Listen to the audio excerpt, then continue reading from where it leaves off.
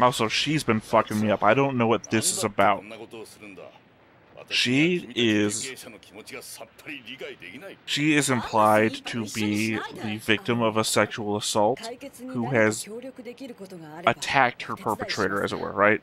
She got revenge, or she fought back, whatever. And they're counting that as a crime against her because I guess, assault is assault. But they keep doing weird sexual shots of her. Hey everybody, welcome back to another Stone Face Reactions. I'm Theta, and we are here again with Banner of the Stars 2. Before I get into any explanation though, I apologize for the look. I haven't shaved in a bit. We'll be better next episode. So it's been about 4 months since the last time I recorded an episode of this, the explanation. It hasn't been for lack of wanting to. This has been an amazing show, and I'm happy to be picking it back up again. We just had a lot of catching up to do when we pulled in the new co-host, back when Griffin left, and that ate up a lot of my recording time. I think we were doing 12 episodes a week when Justin was around. And that's, let's see, me and Griffin were doing, 3 recordings a day for 3 days? So 9. I guess it's not that big of a difference. Wait, I must be wrong here. Oh, sorry. I am thinking of Justin only. I was only recording 12 episodes with Justin. The lessons I was recording 1, 2, 3, 4, 5, plus the 3 on the weekend, 6. I thought it was 7. 6 with the lessons, 4 with Arcloid. So there was a lot more shit to go through. So, kind of put me on the back foot. Happily. I was happily on the back foot. But that's a different thing. I know I've mentioned it before, but I'm also the one that does the editing, the uploading, the scheduling, the posts, everything. If you see anything done that isn't reacting, yo. So even when I'm not recording something, I'm handling the channel's affairs. That said, this is one of the first shows I want to see the end of now that I have the free time again to get stuff done on my own. That does not preclude all the other shit that I've promised you in the channel update video. This is just what I'm getting done on my own before I start doing the live streaming thing, because I want to set stuff up for that, and this I can do without setting anything up. This is just offline recording, so we'll figure that out as we get there. I'll set a date on the Discord, so we'll figure it out. That said, we cannot ignore a 4-month gap. Even my notes wouldn't be enough to catch me back up again. So before I started recording this reaction, I sat down and rewatched the first 4 episodes of this season again, just to make sure I'd remember the specifics of what we were doing right where I left off. Additionally, 4 months away has also meant about 12 episodes worth of comments have been piling up, and responding to your comments in these solo recordings is just about as fun as watching the show myself. I've mentioned it before, the half of the enjoyment is the repartee, the back and forth. I'm pointing this way, even though my co-hosts would typically be on the side. So, lacking that is responding to you guys as though you were here. It's what I enjoy it. It's fun for me. It's as though you are here and I'm talking to you. So, here we go in an extra long comment response section. I'm going to say this, and I'm not going to actively respond to any of this person's comments, but regarding a commenter called Positive Penguin, I'm assuming, because it's a translated name, so I'm assuming because previously I've responded to your comments and it wasn't Positive Penguin, it was something else Penguin. I don't know. I just want to let you know that I've translated and read all of your comments as you were posting them, and I super appreciate your insight into every episode. The only reason I don't have much to say about your specific comments themselves is due to the release schedule the episodes have on YouTube. As such, most of the world-building stuff you reference in your early posts are things I've already talked about long before the episode you are responding to even made it to YouTube. Still, I very much appreciate all the time you put into posting, and I hope to see your responses to the episodes in the future. Again, you have a 4-month gap to have caught back up on things that I might not know, so it's entirely possible.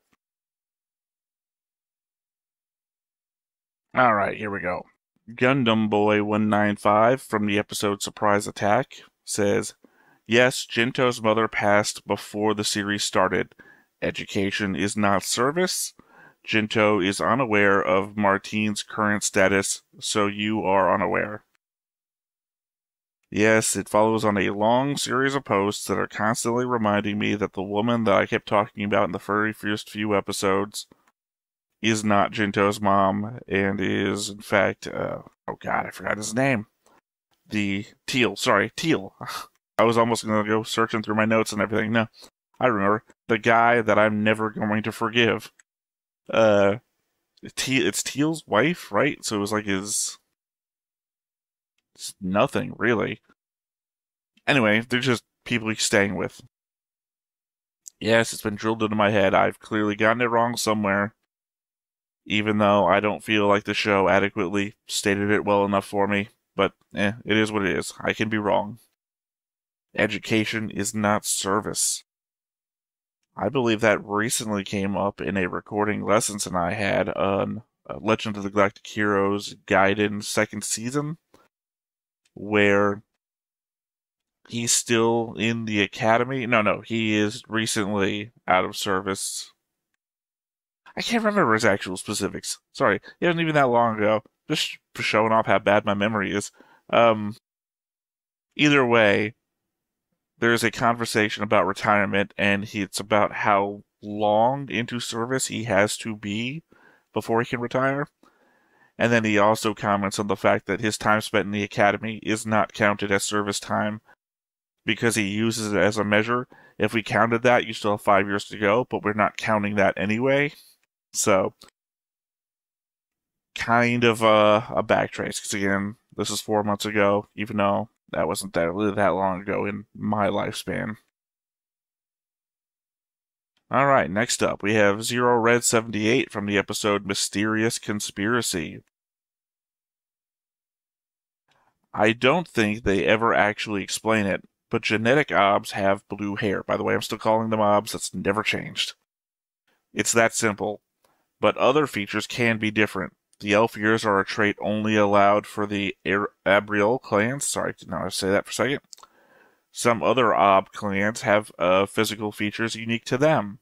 Also, obs can have children with Terrans, but they are almost always genetically engineered to be ob. I'm enjoying your thoughts on the series. Well, thank you. I don't think that I've ever paid attention to the ears enough to note if that was only a, like, lafiel. Well, I guess the problem is that it's her line that we focus a lot on. Specifically, now this is where the bad memories going to come into play, and I'm not going to go searching for it. What's his name? Who's in charge of the whole Operation Hunter thing? He's got the ears, but he's part of the family. We see the dad. We've seen the brother. We've seen her. I was going to say the Clive clan. That's not right. We've seen all of them, so whenever we see somebody else, I'm always thinking, oh, are they ob? Because the idea of ob, again, ob as a nation and ob as a people being two different things. So genetic ob, or genetically, sorry, I know I'm like floundering here, but I'm trying to get a thought out and it's failing me. Genetically pure ob versus genetically born ob versus nationally ob versus forced to be nationally ob, right? Like genetically pure ob meaning you come from the stock of the original ob. You're of that bloodline and you haven't deviated. Versus, say, like your example, being intermingled with Terrans. I guess the difference here, though, is these guys are like coordinators from Gundam Seed, if you think about it. In that they're genetically modified to be superhuman, as it were, or superhuman in space. So I guess it doesn't actually matter, because he can just be genetically changed in this series. Alright, I mean, I'm following you here. It just took me a minute to get there. I agree. I agree with what you're saying. Alright, next up we have Shadow 4002 from To the Battlefield. Note regarding the danger of antimatter. Matter to antimatter reactions result in various outputs based on the specific element of matter and antimatter present. One byproduct that is almost always created is gamma radiation. That's what killed Baron Febdash. High-intensity radiation coming from antimatter reacting against his hull. That's fair enough. Again, my expectation was matter-antimatter always also produces an energy reaction, which I guess is what's creating the gamma radiation. But more so when it's produced in, say, a narrative element, it's an explosion. And the fact that there was basically next to no damage to his ship, and the dude was just dying. I mean, I know we've covered this before in that we've read the very specific article from the book that was given to me on Discord about his death. And then that later episode where we cover the fact that he's probably still floating towards the center of the galaxy, even though it's the opposite direction of the way he wanted to go when he died. So, I guess, catch hands in death, too. But anyway, totally makes sense. I appreciate it. It's not a thought process I had, so I enjoy this. Is like, again, one of those notes I have about having a co-host. Somebody who will say the blatantly obvious thing that just doesn't occur to me. Alright, next up we have Forecast G6503 from the episode To the Battlefield. I love how she handled that. She has a solid unified empire, no need to worry about internal instability, so whenever outside threats come, she can go full force on them. Only issue is enemy numbers, but they have better technology. I mean, obviously that's been proven to one degree, but the former 4-point alliance that's now a 3-point alliance kind of brought that back with, like, new weapons technology. The whole mines that split up into other mines to such a degree that we can keep, like, the whole of the Navy, I'm assuming they're going to call it a Navy, at bay at one place for an incredibly long time. Because it doesn't really feel like this was a one-sided fight. It really feels like they could have lost. Especially now that we're, like, pushing back in this season, so I understand that where we're at, the United Mankind's fleet is basically, like, circling the drain at this point. Like, they're trying to get their forces back together. And the implication being that if they focus too much of the OB forces on taking them out, the possibility exists that one of the other members of the Tri-Force, whatever to call them, I forget the name, will then push back on the weak points of the OB front. So even now, when the OB are winning, it's still possible for them to lose. And now we've got this whole internal thrust about which one's going to get the most glory, which entirely opens up the chance that something bad will happen. I don't know, though. Honestly, this is the least interesting part of this show for me. I don't care about the intergalactic politics and stuff. The whole thing is the show was sold to me on being more on the ground level version of Legend of the Galactic Heroes. So when I watch Legend of the Galactic Heroes, I'm like, okay, let's see this wide-spreading political maelstrom of events, the butterfly's wings, right, of saying something at Congress. And I kind of, Crest of the Stars started you off as, hey, these are the two characters. They're going to be, like, swept around by everything. And then we hit Banner of the Stars and Banner of the Stars 2, and we're still dealing with, like, the admirals. It's like, oh, God.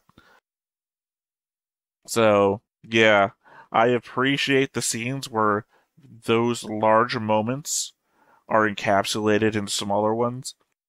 Like, again, whole war battlefield, everything going on. But in that moment, it is the Empress talking to 3 representatives, which is very much a small scene encapsulating the movements of everything else. So, next up we got Nozomu Yumi. Sorry if I'm saying that wrong. I know I've responded to many of your comments in the past. Probably got them all wrong too. From the episode Lady of Chaos. Potato masher grenades had their strengths and weaknesses. They were especially good in and around fortifications, as you could throw them with good accuracy and force, and they didn't roll away from the target when they landed. Sorry, I expected that sentence to stop multiple times. The downside was that the handle used up carrying capacity, so you just couldn't take as many of them with you. But if you were defending a location, you could have a stack of them ready to use. In use, they've mostly been replaced by grenade launchers, with the launcher taking the role of the stick, with the advantage you can use it over and over. Potato masher grenades. Here's the thing. Obviously, you all know I don't look shit up when I'm in the middle of this, probably for the best, but potato masher grenades. I feel like the potato masher grenade would be that World War II style with the stick and like the round bit on the top that's the actual grenade, and you would hurl them that way, right? So I guess that's what you're saying, taking the role of the stick and that it would launch it for you. I guess. I mean, I don't know. Because when you're saying that they don't roll away from the target once they've landed, my first thought is to when they would put like the explosives and they would coat them with tar, so they would throw them and they would just stick.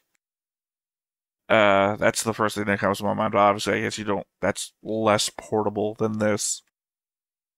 I'm also not remembering. Was that the episode where the guy is driving them to his like house in the hills and they get pulled over by the planetary police and he has a grenade on him? Because I remember I specifically had a note about some, not empire, some polity or something that was well known for making weapons or grenades. So I'm going to assume that was what you're talking about. Alright, and one last comment here from, again, Nozomu Yumi from the episode Reunion. The translation of the class of the Bass Royal Busrog is incredibly bad given what the term battleship implies in English. A better term would be attack ship or assault ship, which I'm pretty sure what they're ended up being called later. No, actually, same thing. I have the same problem later. I don't know if I had the problem back when you're making this comment, but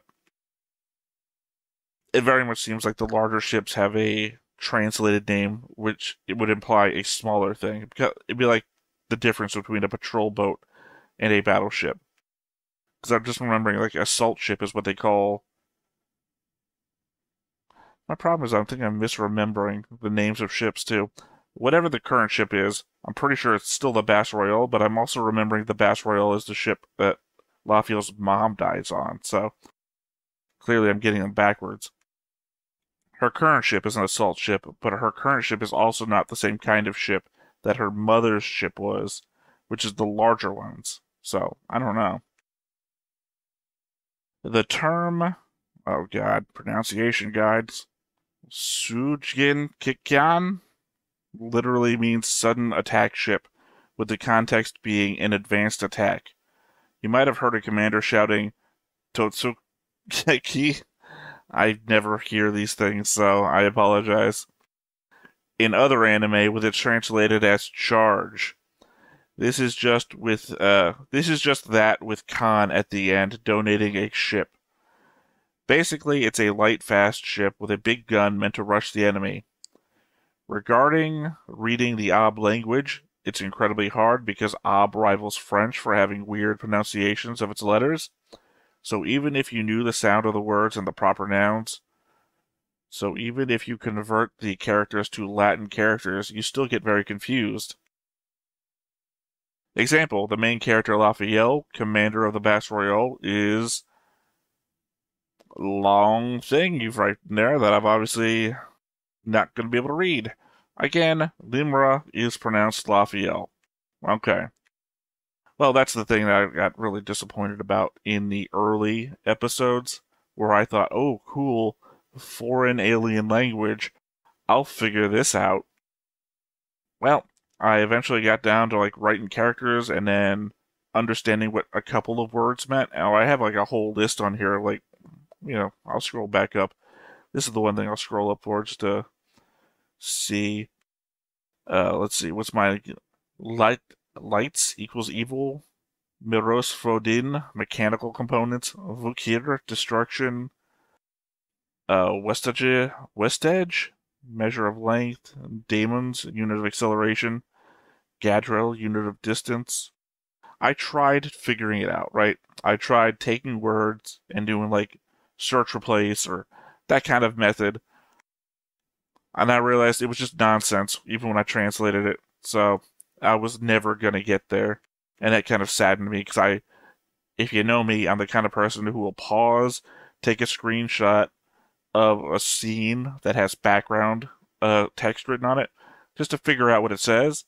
Because this show has so much background text, I can't even imagine what it's like for people who can figure out this language. I got nothing from it. I was just disappointed because I tried and I failed, and that was it. Alright, last thought that I have here before we get into this episode, because obviously last episode I did the whole internal thing. Same thing we'll be doing here. I'll watch the episode, reacting to it, and then I'll rewatch it again and fast forward, taking my notes, and then I'll come back with an actual thoughts thing after that. But I do have a thought here from when I was rewatching the last 4 episodes and doing the notes and everything like that. Something that occurred to me when rewatching the first few episodes of the season was the whole we can tear out some of your atmosphere threat that was given as a means to dissuade a prisoner uprising. 2 things come from it. One, it's meant to imply that it comes not from ill will, but from just not caring how the ends are reached. Secondly, we've been given a preview of what seems like Jinto dying this season. So is that threat in reality a Chekhov's gun waiting to go off once Jinto goes down? Also, on the whole Jinto thing, those start of season flashes have typically occurred somewhere near the end of the middle of the season.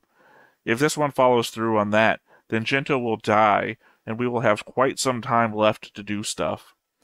I had originally been saying, I think, that Jinto would die at the end, and then the next season being shorter would carry over that.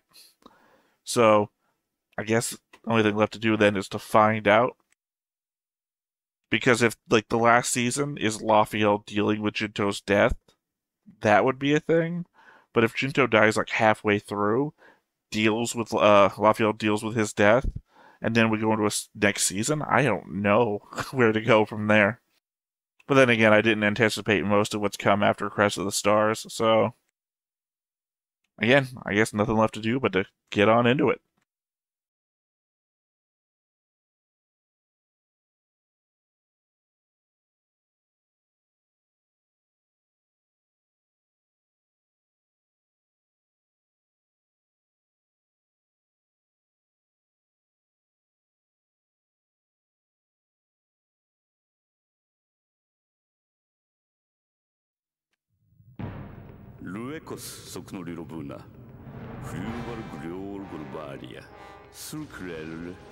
Okay, it's the same thing I've been watching for the last 4 episodes. Recap. I don't have my original sub source,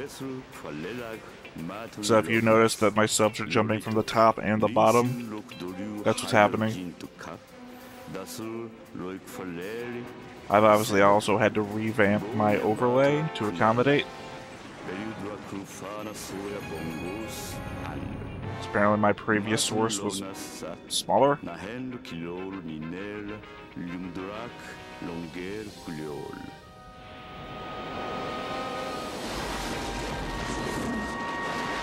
Yep, rebellion currently in progress. Obviously, as I just said, I've recently just watched the first 4 episodes over again, so literally I just saw this. That is I might have said this before, that is a crazy line to say. I mean, Jinto even offered to give them artificial birth technology, which weirdly I don't know what that implies either.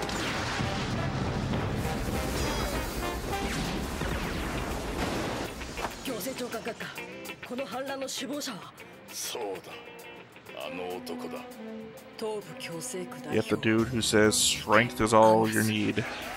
Also God, apparently.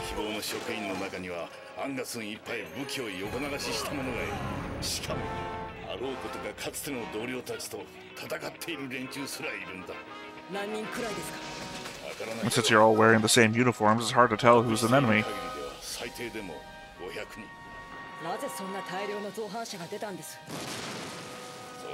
Ooh, car bomb.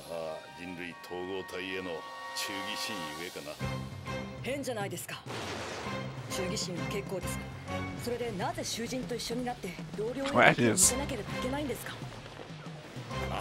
I'm sorry, did we just make ourselves into a CGI game?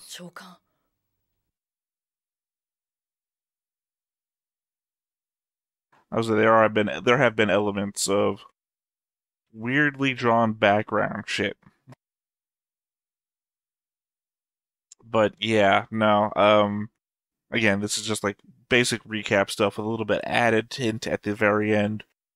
Like the fact there's 500 people, or the estimate, out of, what was it, 2,000? 20,000? I think it was 20,000 on the administration side.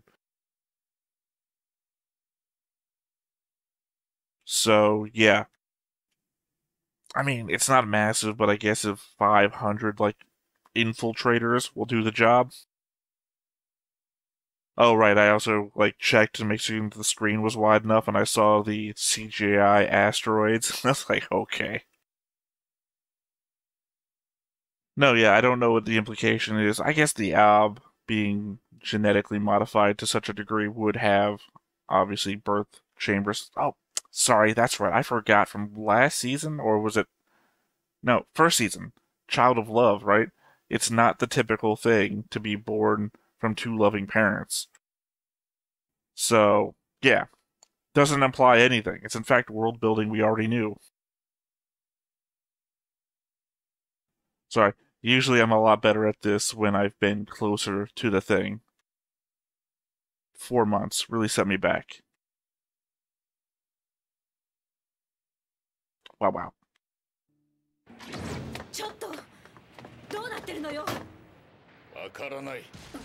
Also, she's been fucking me up. I don't know what this is about. She is implied to be the victim of a sexual assault who has attacked her perpetrator, as it were, right? She got revenge, or she fought back, whatever.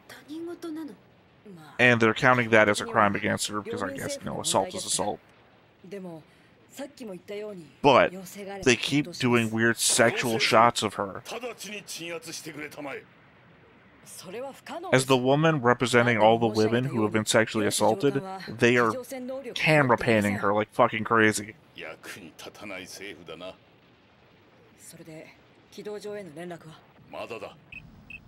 Also, all your boys on the ground are fucking drunk.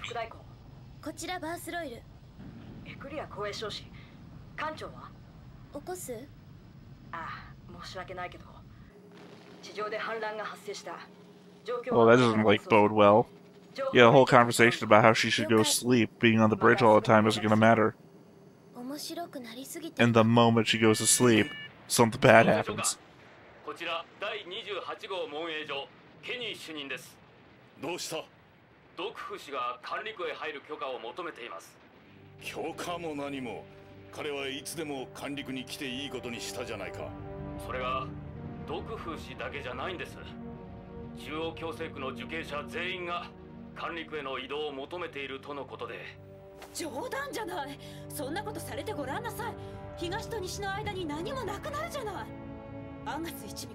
But what kind of buffer is it actually? The East just wants to get to the West because the women are on the West. The middle is like eunuchs.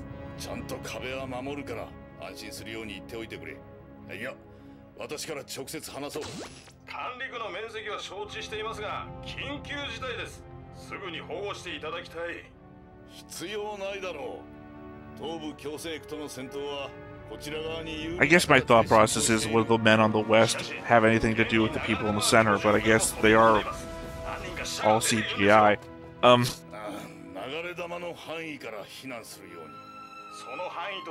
They are all criminals of some sort, so it's entirely possible to have some overly violent people there who will not care about killing a bunch of...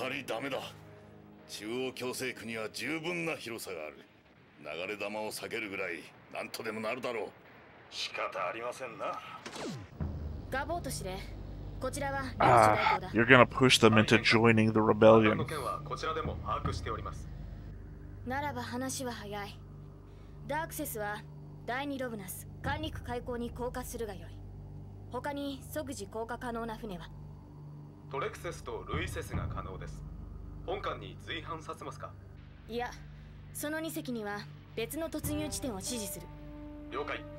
I mean, there's the element that, you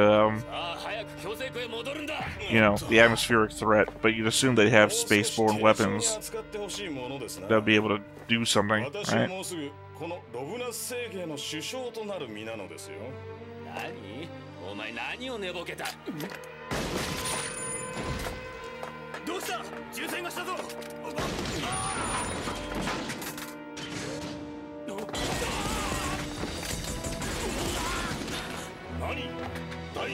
I'm not surprised that happened. I'm surprised only one guy made that happen. And also, conference room doesn't seem to be too secure.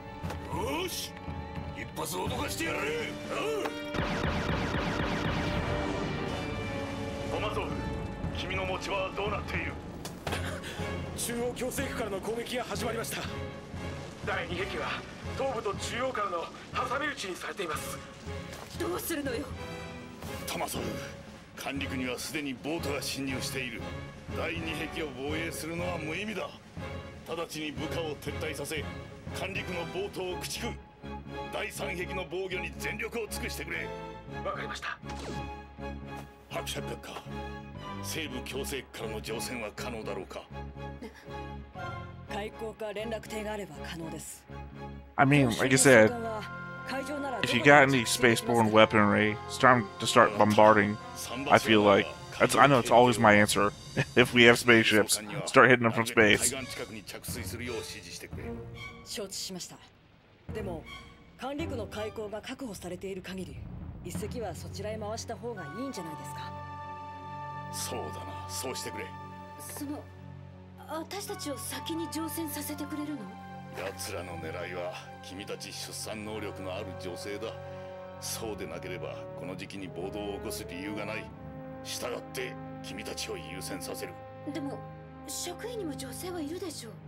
Oh, fucking hell, man.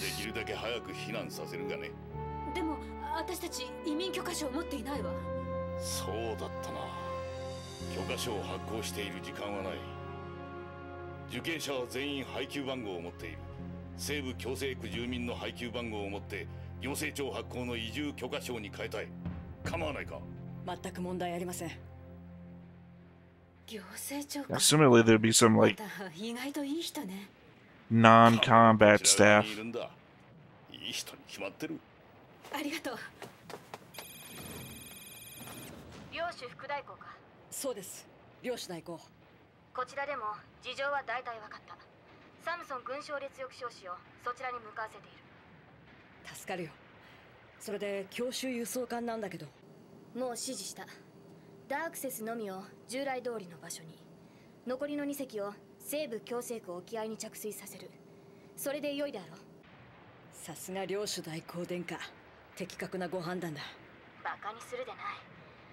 I guess in my defense, my bombard them from orbit opinion the argument that they would tear off the atmosphere for such a thing. They should have no qualms about bombarding these people. So I think I'm on the same boat that they would be on. Not that boat, though.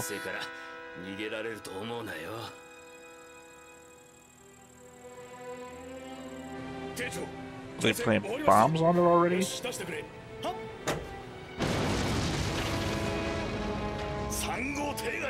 I guess it follows on that car bombing from earlier. 第2壁に残された武装刑務官を撤退させるため岸に寄ったところをやられたんだ。だがもう2隻残っている。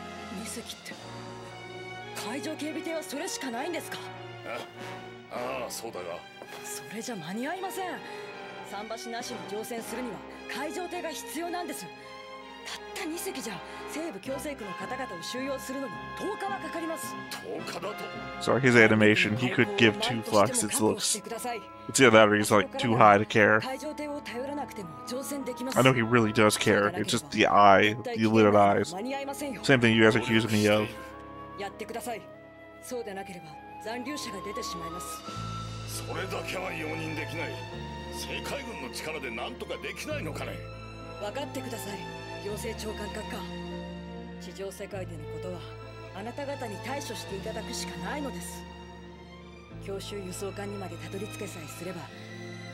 Jinto, continuing the we aren't literally with you on this opinion. 自力で歩いてもらわないと困るんです。なるほど。数万光年の真空よりもたかだか数ウェスダージの海水の方が険しいのだな。文学的ですね。とにかく管陸の開港を確保し続ければいいわけだ。そうだろう。正直なところ、伯爵閣下はこの反乱が成功すればいいと思ってはいないか。He's never indicated that. 君たちが大量移住を嫌がっているのは知っている。それでもよくやってくれた。侵略者相手に腹立たしいが、私なりに感謝しているのだよ。それはどうも。ここで私が失脚し、ドクフーなりアンガスなりが領民代表に就任すれば、移住中止を命令するのは確実だ。Yeah, the actual staff of the prison are the least encouraged by the invasion. Everybody else gets a new start if they immigrate. These people will just lose contact with their families that are still in the United Mankind. それもそうだな。私が教えなければいいんだ。ええ。おや、連絡が遅れてすまん。サムソンさん、今どこです？面目ない、まだ宿舎だ。部下どもはどうもこの降陸を休暇と勘違いしていたらしくてな。集合させるのに時間がかかった。すぐそっちへ行く。I believe that's all Samson's fault, and not like ob training or anything. ドクフーの手引きでボートの進行が加速されている。すでに中央公園まで侵入したようだ。この行政庁の目と鼻の先じゃないですか。おい、東側の装甲車を黙らせろ。What happened to all the aircraft?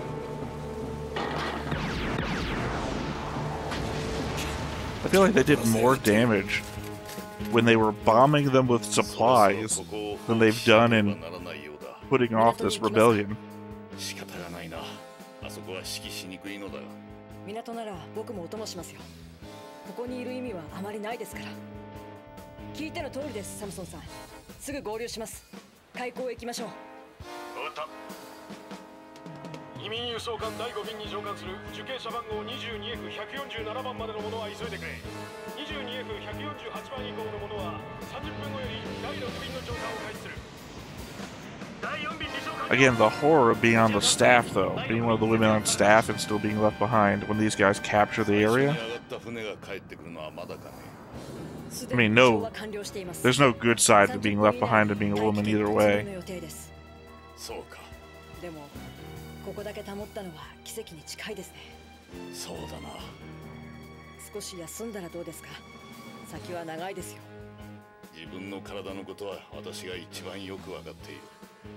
Said Lafiel. 行政長官、第14区画のトマソフ刑務官です。私だ。もうダメです。東12番通りが持ちそうにありません。東12番。しまった。奴ら最初から管理区と西部強制区を分断するつもりだったのか。第3壁から戦力を抽出するのを許可してください。許可できない。第3壁は最終防衛戦だ。伯爵閣下、職員の認識番号証も移住許可証に変えさせてもらえないだろうか。もちろんそのつもりでした。ありがたい。I mean, it was good enough トマ for. ソフ刑務官、私は西部強制区へ向かう。1時間だ。いや、おそらく1時間。It was good enough for anybody. It was good enough for everybody. 私が西部強制区に入るまで東12番通りを防衛してくれ。その後は部隊を2つに分ける。一方は第3壁と第1壁西部の防衛に当たる。もう1部隊はこの開港を死守しろ。西部強制区の女性たちが全員乗船したら開港防衛部隊の乗船も許可する。そのまま移住しても構わない。両部隊の人数配分や指揮官の選任は君に任せる。分かったか。しかし強制長官。分かったのかね。了解しました。ですがむしろ空中艇で脱出なさった方がよくはないでしょうか。 Yes. I mean, I was just asking where did the planes go? ここから飛び立つ空中艇を目にすれば乗船待ちの受刑者が動揺するだろう。取り返しのつかない事態を起こしかねない。わかりました。 I mean, you don't like bomb the rebels with more supplies. 私はこれからシャンガル君と合流する。伯爵閣下は開港へ向かってくれ。管理区の防衛部隊と共に乗船してくれたまえ。君たちの乗船をもって開港は放棄する。領民代表に領主副代行を指揮する権限はありませんよ。そうだったな。気を悪くしたのなら申し訳ない。サムソンさん、乗員を連れてバースロイルに帰還してください。君はどうするんだ。僕は領民代表閣下と一緒に西部強制区に移動し、現在の任務を可能な限り遂行します。じゃあ護衛の俺も帰るわけにはいかない。 So that I can get captured and eventually die, as we've seen. 撤退することになります。平面宇宙に突入するのにそろそろ監督と機関重視が必要でしょう。それは痛いところを疲れたな。まあうちの連中 All very noble. としているとは思うが、確かにやる And unfortunately, we see what happens from it. 不在、人数も半分じゃ居残り組に恨まれても仕方がない。だが初期も必要なんじゃないか。僕の部下は3人とも船に残っていますし、それぞれが責任者みたいなものです。初期の決済が必要なものはこの報告を離れてからゆっくり処理します。伯爵閣下、何を言い出すんだ。これから大変な時なんだぞ。くだらない英雄願望など迷惑なだけだ。別に英雄願望なんかじゃないですよ。見極めるために残るんです。どういうことだね。できれば最後の移住希望者が乗船するのを見届けてから帰還したいんですが、今やその可能性はほとんどなくなったと考えるべきでしょう。おそらく途中で移住を Feels like we could have had this on a walk and talk. You don't really need to be having. 地上にとどまってした方が正確でしょう。少しでも多く移住させるためにか。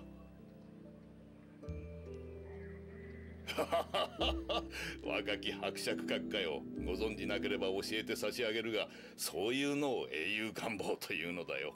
そうですか。まあいいだろう。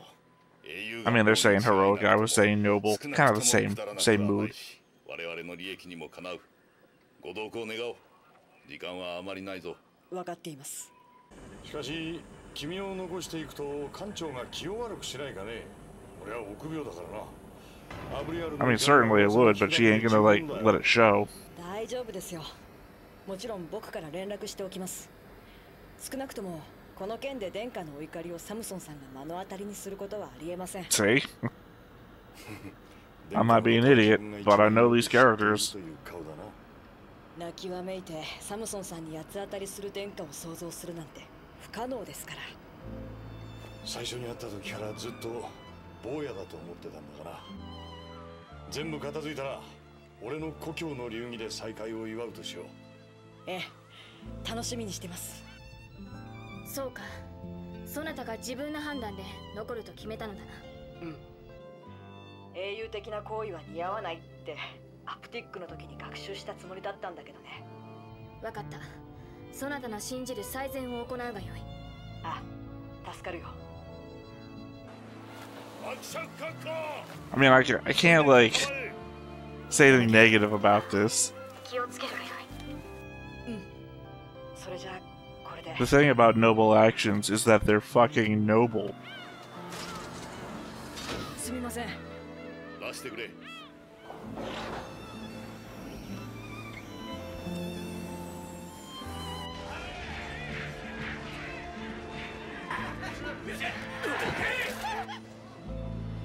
Jesus, man. You'd think they would, like, try to take hostages more than just executing people.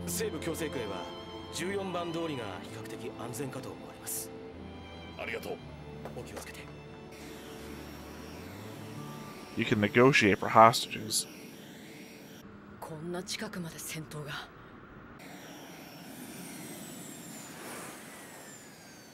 おい、道が違うぞ。入力間違いか。おい、どうした？入力を受け付けない。無駄ですよ。ちゃんと鍵かけてます。貴様もか。ほらね、ちゃんと入力してるでしょ。I feel like every time I've said something, within the next minute they're doing it. Well, they take hostages. Look, they're taking hostages.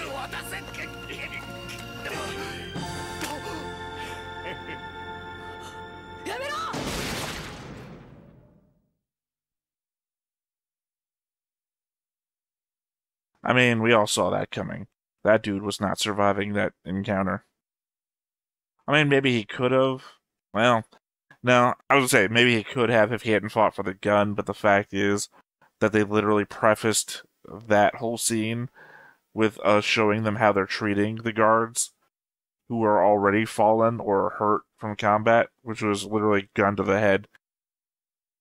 They just, like, finished the implication of that gun to the head that they've panned away from with this guy getting shot in the head.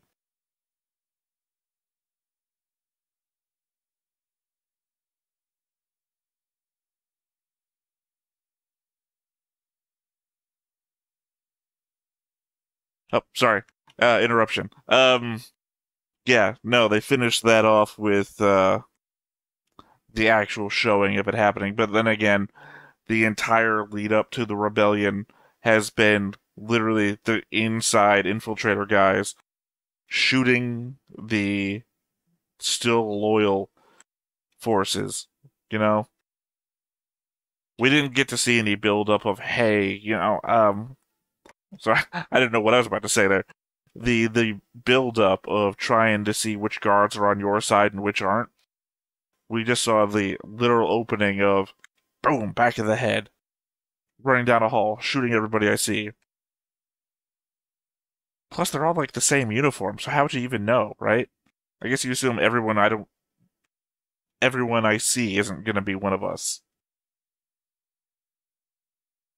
子供には母親が必要だ。僕、ご心配なく、私たちはかけているんですよ。子供たちの駆け回る未来に。決断を。時間切れです。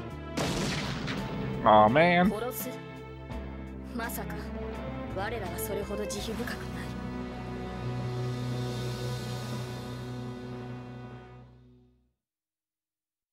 That's pretty exciting. That's a pretty exciting name. I'm gonna be disappointed. Oh god, his name starts with an M and it's not coming to me. The guy who's actually in charge at the moment of the entire. Sorry, I was gonna look it up on the board real quick, but the board is being obstinate. Anyway, I can still feel bad about a guy dying whose name I can't even remember in the moment. Obviously, I'll have it picked back up by the note-taking section. This is just my emotional thoughts of the moment. He's been a good guy. Like, obviously, he has the prejudice of, these are criminals, we shouldn't let them go, to, oh yeah, that's what the guys in the West are going to do to these people, we better get these people out first. And even then, he fought to get his staff and his people out first until he realized the situation was worse for even criminals shouldn't have to go through this. So, and he put himself off to last. Like, he could have been one of the first guys out. Like, he had that set up from the very beginning when they came down, and then realized what was going to have to happen. So, yeah, that guy is one of those who's like, oh, I see how low this guy is, and then through his actions, he's being risen up to then get shot in the fucking head, apparently. Oh, well. I guess he's gonna get tortured like Jinto is apparently going to be.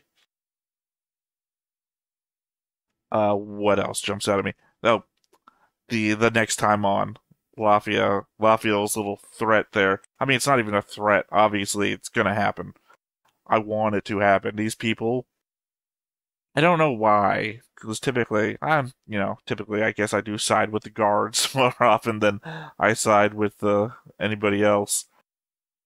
I mean, in this case, I don't understand why I would side with anybody, but the guards being the representation of order in this, and I more often than not side with order, is what I was trying to say when I side with guards more than, because there's no proof of that.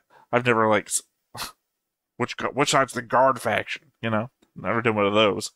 But yeah, no, I guess there's nothing left to do from here but to get into the actual notes and out of the emotional response zone. So I'll see you on the other side of this fast forward.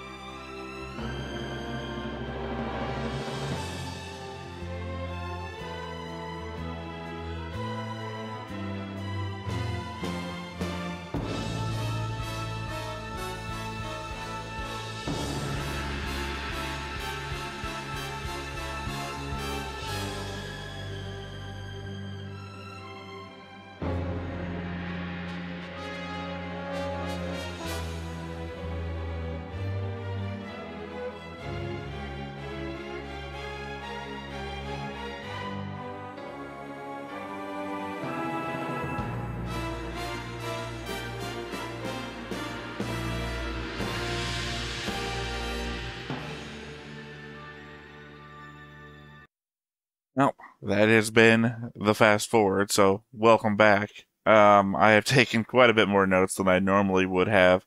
I think because I probably was watching the show and I don't know if I was being as flippant as I typically am, but I certainly was not giving it my full attention, and I apologize for that. So, yeah, a lot of notes. The opening narrator says that the planet's house 1,000,000 of the worst prisoners imaginable. And while this episode shows that quite a few of them are quite bad, the worst people I feel like we've seen so far have been the normal, united mankind people, which I guess goes along with what we saw of them up close in Crest of the Stars. But specifically, I mean the guys we see up close that side with the prisoners to kill their fellow guardsmen in order to try and keep the planet in the hands of the united mankind. Feels kind of like this whole season would be the explanation for why the Ob were so hands-off when it came to taking over the planet from that guy last season, where he kept calling them and they didn't want, or he didn't want to officially surrender, and they weren't going to talk to him until he did that. And, in those episodes we got it that he's doing this like politically motivated, but it would go a long way to showing why they're not going to talk to that guy until the planet is done, right? Because of this. And, this is kind of like our new guys doing this thing for the first time, so. Jinto says that loyalty doesn't explain why they would side with criminals. I mean, the guards, the 500 guards that have kind of switched sides on this. And there might be truth to that, insofar that their actions might be better explained by hatred. Considering that the United Mankind hates the Ob with a very hard racist tint, having the Ob take over even a prison might be too much for them. Anything to hurt my enemy could easily be the mentality of 500 out of 20,000 people. That's only 2.5% of the staff. Not an incredibly unreasonable number. It's just the fact that 75% of the population has already been emigrated, so that 2.5% that seemingly intentionally stayed behind is now 10% of the remaining guards with surprise on their side, plus all the prisoners that they've been arming in the meantime. I really do grow to love Maydeen as a character. By the way, Maydeen, the name I couldn't remember before, and now I can't stop associating with his Star Wars counterpart, Kix Maydeen. He goes from being all about himself to his people to understanding the complexities of the relationships between his prison population quarters and why some of them would need to be evacuated first, even placing them above his own people. So when Jinto says if they need any help, and that they could help if they make a request, he just blurts out to put down the rebellion. In fairness, in any number of stories, this could have been the "if you ask, I'll do it" moment, which could have saved everyone. But not here.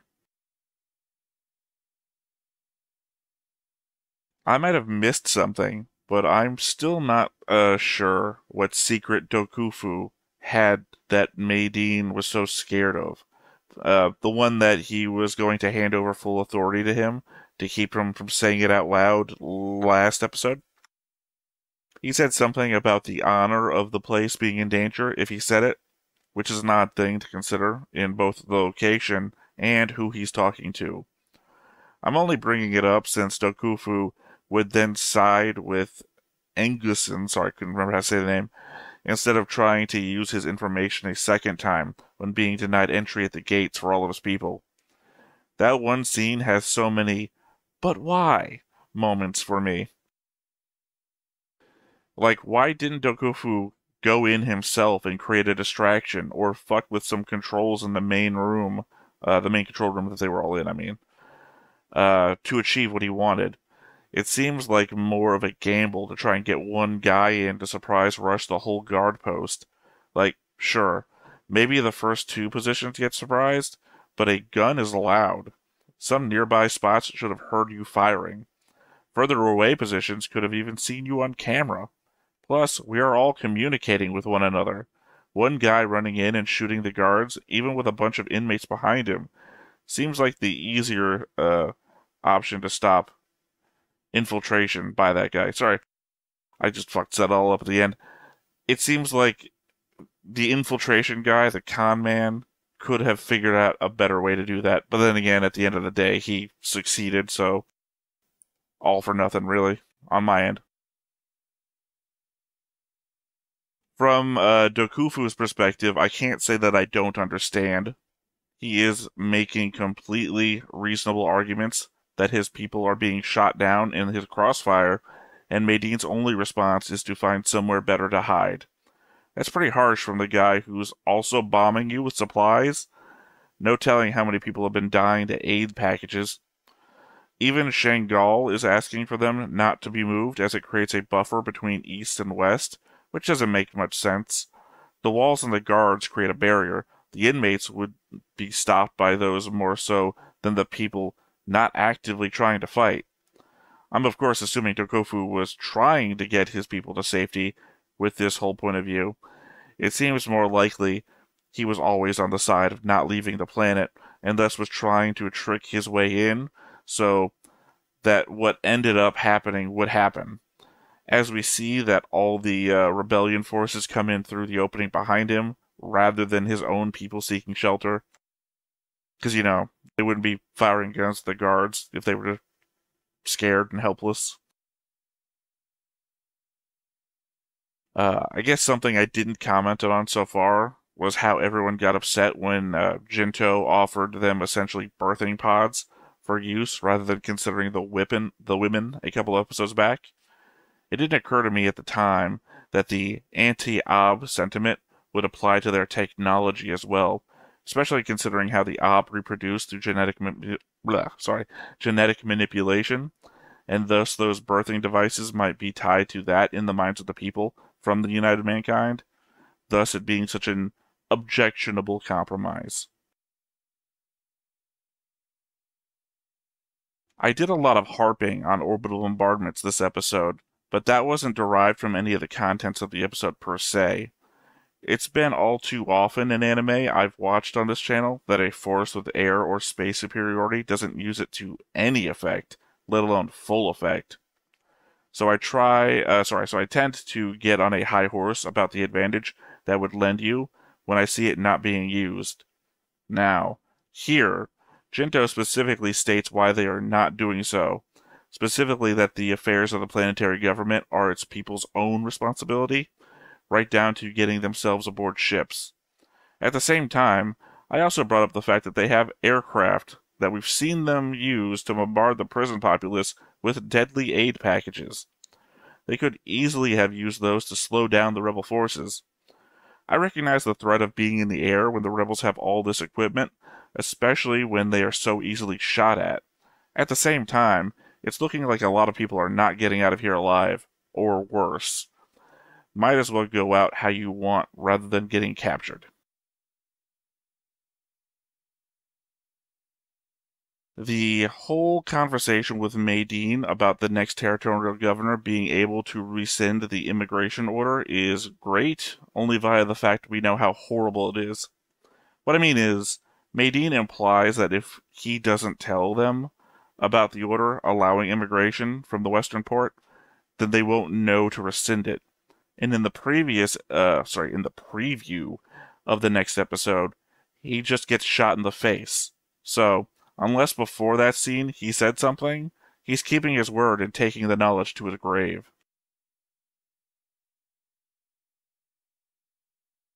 Just a long shot thought here, but given everything that's happened, what if there is a plan to infiltrate the Ob ships with the retreating prison staff? We only know which pro-United Mankind guards are out there because they broke rank and opened fire. Now that Jinto is letting staff aboard the ships with just ID, what if even deeper cover people use that chance to do something even worse? I mean, it seems unlikely given the scope of what is happening and how little there is left to the story. But just a thought that entered my head in that moment, though. Something I never even considered.